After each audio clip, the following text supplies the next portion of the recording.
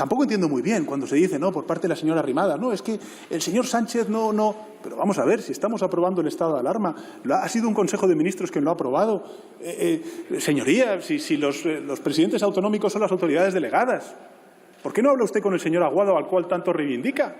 O con el señor Marín o con el señor Igea, y que le digan, oye, ¿qué es lo que están haciendo los presidentes o presidentas autonómicos en las comunidades autónomas que ustedes están gobernando con ellos y con la ultraderecha, señora Arrimadas? Pero fíjese, ese estado de alarma, pues claro que define unas normas generales para el conjunto del país y luego unas normas específicas para las comunidades autónomas que desarrollan esas decisiones en función de su realidad y la evolución epidemiológica. Pero si además es que, lo hemos dicho en muchas ocasiones, si ya sabemos cómo hay que frenar la curva de contagios, si lo sabemos que hay que limitar la movilidad, sabemos que hay que limitar el número de contactos con personas ajenas, digamos, al núcleo familiar. Sabemos, señorías, que es mejor quedarse en casa que salir, salvo para las cuestiones que tengan que ser necesarias. Bueno, pues esto es así. Miren, por ejemplo, la limitación del movimiento territorial. El 70% de los territorios mantienen el cierre perimetral como medida de protección. Bueno, esta semana se ha anunciado, por cierto, por parte de algunas comunidades autónomas en los próximos días, pues, que se va a producir una reducción mayor de las limitaciones a nivel municipal en distintas comunidades autónomas, en Murcia, en Cantabria, en el País Vasco. Pues es lógico, señorías. Es lógico. Silencio, por favor. Un pequeño repunte de la curva de contagios, de la incidencia acumulada, y tenemos que poner en marcha esas medidas. Hay alguna portavoz, en este caso la señora Ezpurua, que dice que tenemos que aprender precisamente de lo que le ha ocurrido en verano. Y es cierto, yo creo que este estado de alarma y las comunidades autónomas, todos hemos aprendido del verano. O si no, ¿por qué estamos limitando precisamente la movilidad interterritorial? Hoy hay un acuerdo, por ejemplo, en el Plan de Navidad, en donde las comunidades autónomas, ¿qué es lo que han dicho? Que mantienen el cierre perimetral de todas y cada uno de los territorios, de sus comunidades autónomas. Bueno, salvo la presidenta de la Comunidad de Madrid, que dice que no, que la libertad es que se pueda mover uno como quiera en plena pandemia. Eso, señoría, es así. Es así. Se ha limitado la libre circulación de personas en horario nocturno, se han limitado, como he dicho antes, las reuniones. Hay limitaciones claramente en la hostelería. Por cierto, señora Borràs, nosotros estamos elaborando efectivamente un plan serio para ayudar al sector horeca. Lo que no vamos a hacer es lo que ha hecho la Generalitat de Cataluña, que decir que abre la ventanilla para que los primeros 1000 autónomos tengan prestaciones y el resto ninguna. Nosotros vamos a ayudar a todos los autónomos, como estamos haciendo, por ejemplo, con la prestación por cese de actividad extraordinaria, que en el momento más duro, más difícil del confinamiento, logró ayudar a más de 1,5 millones de trabajadoras por cuenta propia. Eso es lo que hace el Gobierno de España y eso, pues, es lo que hacen otros gobiernos, en este caso en coalición con ustedes.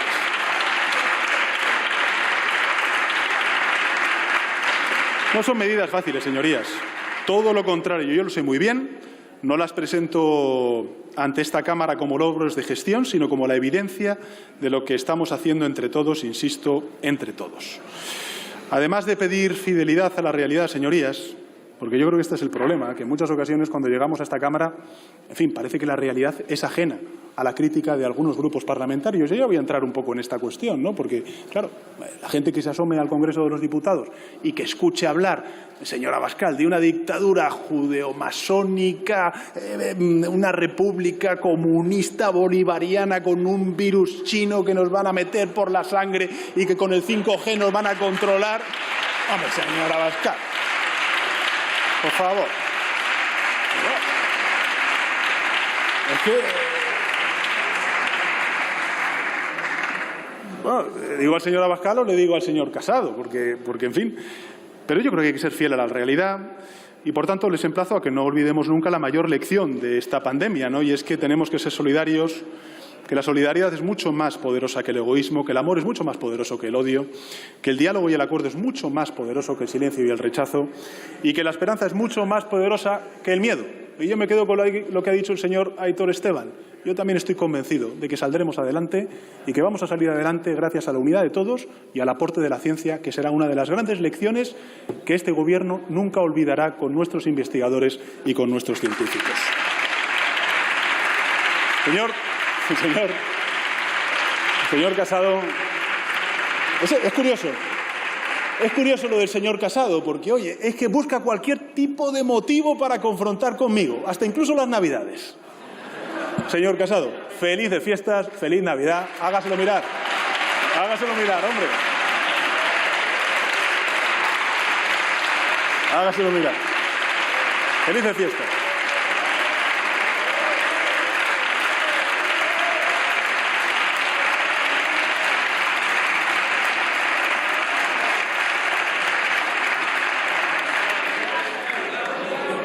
Fíjese que... Silencio, por favor. Señorías. Felices fiestas también para ustedes, señorías.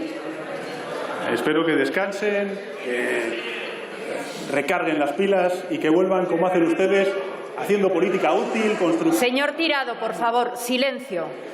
Pero decía en mi primera intervención, señor Casado, que bueno, había que analizar los resultados de la lucha contra la pandemia a raíz de la aprobación del estado de alarma y después pues tratar los consejos europeos. Y sucede siempre algo curioso cuando luego yo escucho al señor Casado, ¿no? Porque, en fin, hay una coincidencia de las instituciones europeas y sus preocupaciones con las preocupaciones del Gobierno de España y también con las preocupaciones del ciudadano común, del ciudadano de a pie, ¿no? A ver, vamos a recordarlas. ¿Qué le preocupa al ciudadano a pie? Pues al ciudadano a pie le preocupa la salud suya, la de sus familiares, la de sus seres queridos. Le preocupa, pues lógicamente, qué va a pasar con su empresa, qué va a pasar con su trabajo.